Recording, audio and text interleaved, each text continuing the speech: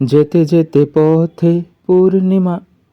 আরে এটা কি তা? এটা তো একটা আমের বড়া। ভাই কি কইতাম, আজকালকার মানুষ মানে আমের বড়াও ফালাই দেয়। আজ থেকে প্রায় 300-400 বছর আগের কথা, আমরা আমের বড়াও খেয়ে লইতাম। বলেন কি? যাক, এটা দিয়ে চলেন একটা জিনিস বানাই। তো প্রথমে ওইটার সাথে ওইটা একটু মিশাইতে লাগবো। সত্যি কথা বলতে কি আমি এই জিনিসগুলোর নাম জানি না কি এটা।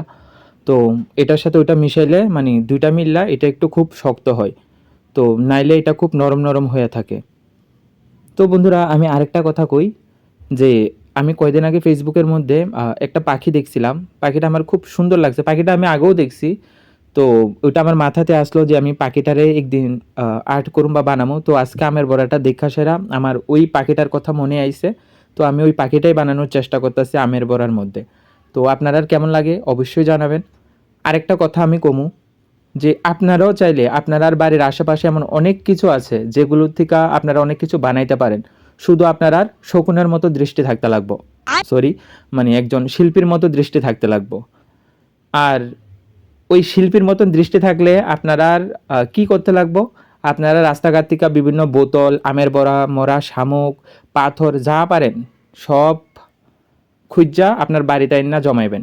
বলেন কি? আর এতে শুধু একটা লাভ যে আপনার বাড়ির মানুষ আপনারে মানে খুব খুব বকাবকি করব, অতটুকুই। এর বেশি লাভ আপনার কিছু হইব বলে আমার মনে হয় না।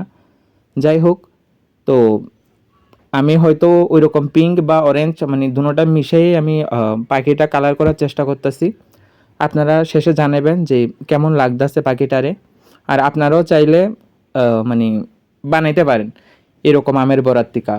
তো বন্ধুরা দেখুন পাখিটা কেমন হয়েছে, অবশ্যই জানাবেন। দেখলেন তো মানে সামান্য একটা আমের বড়া থেকেও কত সুন্দর একটা পাখি বানানো যায়। তো আপনারাও চাইলে চেষ্টা করতে পারেন, বাড়িতে বানাইতে পারেন। আর বানাইলে অবশ্যই আমাদের ছবি দিবেন। আর আপনারা অনেক অনেক ভালো থাকবেন, সুস্থ থাকবেন। আর আমার কাজগুলো কেমন লাগে অবশ্যই জানাবেন। ধন্যবাদ সবাইকে।